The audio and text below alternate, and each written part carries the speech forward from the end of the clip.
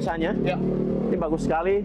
Dari jalan ada tempat parkir, Ya. sehingga bisa mobil masuk di sini untuk unloading dan uploading ya. Oke. Ini pintu di mana nanti barang diturunkan, itu nanti keluar pintu masakan setelah selesai. Oh.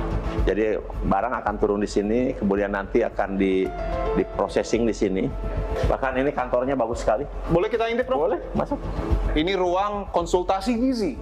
Ya kan di setiap SPPG ada ahli gizi. Ya.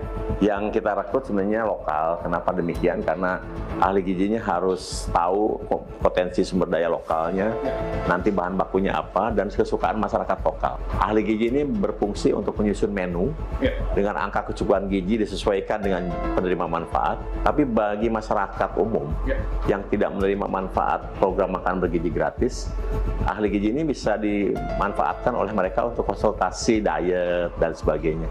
Itu boleh dilakukan? Boleh, boleh, karena memang itu fungsinya.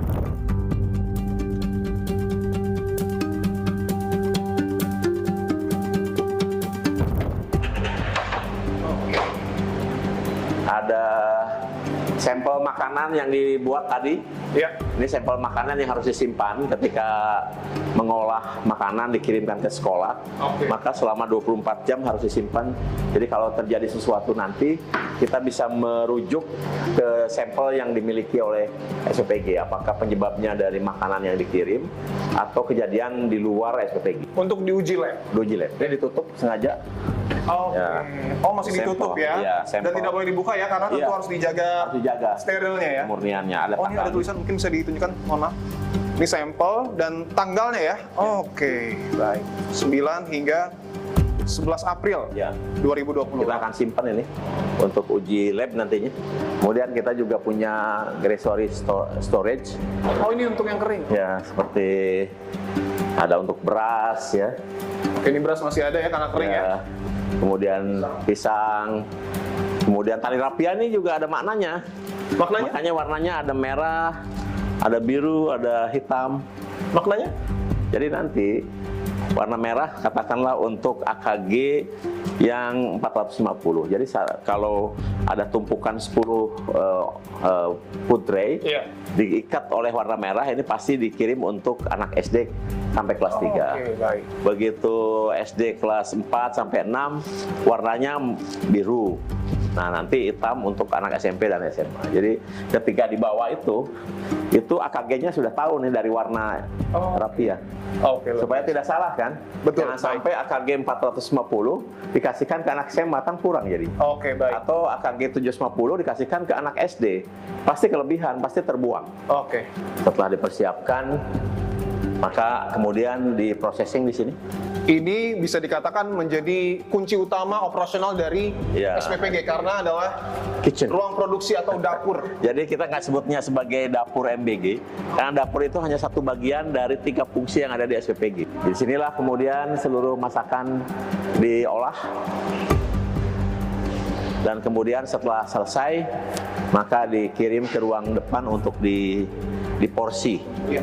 Diporsi sesuai dengan juga nanti dengan AKG-nya masing-masing. Jadi nanti akan ada meja yang untuk anak porsi kecil, ada yang porsi sedang, ada yang porsi besar. Oke. Dan ini menurut saya ruangannya cukup representatif.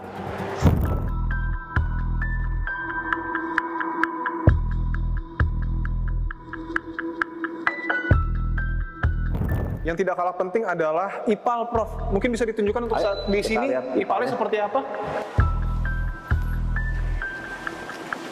Ini salah satu contoh SPPG yang Ini yang bagus itu, sangat modern ya. ya, yang harusnya di setiap dapur kan ini kan ada saluran. Nah, saluran-saluran ini tuh, Ini saluran ini ya? ya, ini harus ada gas trap.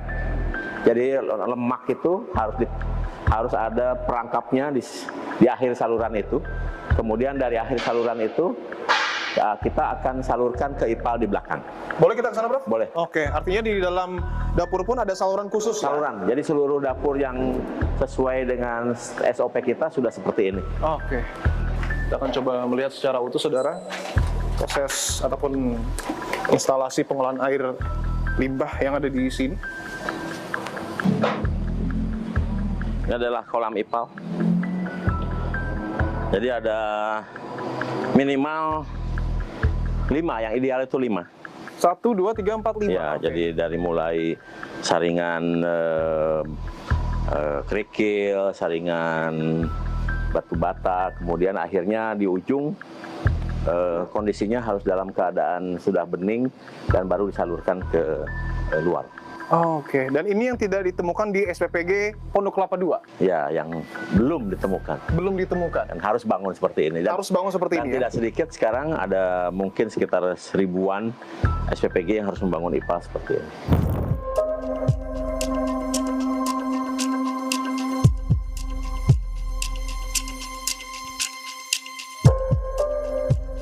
Kalau tadi kita sudah melihat, Prof, salah satu contoh SPPG yang mungkin bisa menjadi gambaran dan contoh bagi yayasan ataupun pengelola SPPG untuk betul-betul memastikan apa yang diproduksi di dalam ini aman untuk dikonsumsi oleh para penerima manfaat.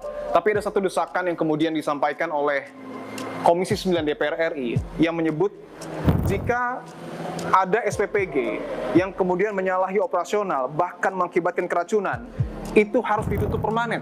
Tanggapan Anda, Pak? Perlu diketahui bahwa sampai sekarang ada 26.360 satuan pelayanan pemenuhan gizi di seluruh Indonesia, termasuk yang kita lihat ini. Ini adalah kontribusi mitra. Jadi tidak ada uang serupiah pun dari pemerintah untuk membangun SPPG ini. Tidak ada uang dari negara sedikit? Tidak ada untuk membangun ini. Membangun fasilitas, menyiapkan peralatan, mengadakan peralatan, membangun IPAL, itu seluruhnya adalah mitra yang membangun. Dan oleh sebab itu kami selalu berprinsip apa yang disebut dengan continuous improvement. Jadi kalau ada mitra yang mengalami kejadian, melakukan kesalahan prosedur, kami cenderung mengingatkan dengan peringatan ke-1, peringatan ke-2, peringatan ke-3, dan mungkin permanen. Kejadian gangguan pencernaan atau yang di masyarakat bilangnya keracunan di satu SPPG tidak pernah terulang di SPPG yang sama. Tidak pernah berulang di SPPG yang sama. Cenderung SPPG yang pernah mengalami kejadian akan melakukan operasi jauh lebih baik. Ada satu hal yang kemudian juga menjadi perhatian publik soal penggunaan anggaran. Kita tahu bahwa banyak sekali video viral di media sosial yang menunjukkan motor listrik MBG ini sudah mulai berdatangan dan dengan jumlah yang cukup banyak, Prof. Pertanyaan saya adalah, apakah kemudian ketika di tengah efisiensi saat ini dan di tengah ancaman krisis akibat geopolitik, menjadi pilihan yang tepat untuk PGN mengadakan motor listrik dan digunakan oleh Kepala SPPG? Pengadaan motor listrik ini sudah dirancang ketika program ini berjalan. Karena sudah ada program, maka kita masukkan dalam anggaran 2025. Anggaran 2025? 2005. Dan itu sebenarnya diadakan pada tahun 2025. Nah, dari target kurang lebih 25.044 sepeda motor yang ditargetkan, itu hanya bisa dipenuhi 85%. Jadi sekarang ada 21.801 sepeda motor yang sudah selesai, dan sekarang masih ada di gudang. Masih kami harus lakukan yang disebut dengan proses administrasi BMN atau barang milik negara. Setelah selesai baru nanti akan kami kirimkan, yang kami akan utamakan di daerah-daerah yang sangat membutuhkan, terutama daerah-daerah yang terpencil, kemudian yang lalu lintasnya agak berat, untuk melakukan koordinasi, untuk melakukan pelayanan dan lain-lain dengan harga yang trail itu 43 juta. 43 juta? 3,2. Kemudian yang listrik biasa itu 1,7. Jadi total keseluruhan kurang lebih 897 miliar. 897 miliar, tidak sampai 1 triliun? Enggak, karena yang sisanya dikembalikan ke kas negara. Nah, tahun ini kita tidak ada lagi pengadaan itu. Oh, yang menarik adalah tadi sudah dijelaskan motor listrik MBG ini masuk ke anggaran 2025. Tetapi kita tahu bahwa pernyataan dari Menteri Keuangan, Pak Purbaya, menyebut bahwa pengajuan pengadaan motor listrik di tahun lalu pernah ia tolak dan belum mengetahui pengadaan di tahun ini. Setahu saya tahun lalu pernah diajukan juga untuk motor dan komputer kalau nggak salah, ditolak. Yang tahun ini saya nggak tahu, dan saya akan double check lagi. Harusnya sama treatmentnya. Itu tahun lalu rupanya, tahun ini nggak ada. Kita baru tahu belakangan, jadi dipotong, nggak bisa dipotong kalau nggak salah. Saya harus tanya Dirjen Anggaran lagi. Udah keburu belanja kalau nggak salah. Anda tanya ke Pak Ketua PGN deh. Tapi yang jelas tahun ini nggak ada, barusan saya cek lagi. Tanggapan Anda, Pak? Ya gini, saya perlu nyampaikan lah, mungkin Mas Dipo harus tahu, di dalam pengelolaan uang negara, you are never alone. Jadi ketika kita merencanakan satu program, maka di situ harus ada perencanaan. Program prioritas yang dimiliki oleh Badan Gizi, persetujuan ini merupakan tripartit. Ya. Badan Gizi, Menteri Keuangan, Menteri Perencanaan Pembangunan. Disetujui perencanaan itu, kemudian disiapkan anggaran. Nah, ketika anggaran disiapkan, anggaran itu tidak serta-merta bisa digunakan, itu pasti akan ada bintangnya. Atau yang disebut dengan blokir. Nah, untuk membuka blokir itu, kita juga harus konsultasi juga dengan yang sama. 3 pihak tadi? 3 pihak. Ketika dibuka anggaran, maka kita harus melakukan prosedur pengadaan. Nah, ketika prosedur pengadaan, kita pun tidak sendirian. Itu harus ada yang namanya review APIP, aparat pengawas internal pemerintah. Begitu lolos dari APIP, diajukan ke Kementerian Keuangan, disetujui. Artinya sudah boleh dilakukan. Artinya Kepala BGN ingin menegaskan bahwa pengadaan motor listrik MBG ini diketahui bahkan disetujui oleh Menteri Keuangan. Ya, tentu saja. Saya sudah sampaikan. Jadi menurut saya, mungkin ada hal yang terlewatkan saja, bahwa proses ini sudah berjalan.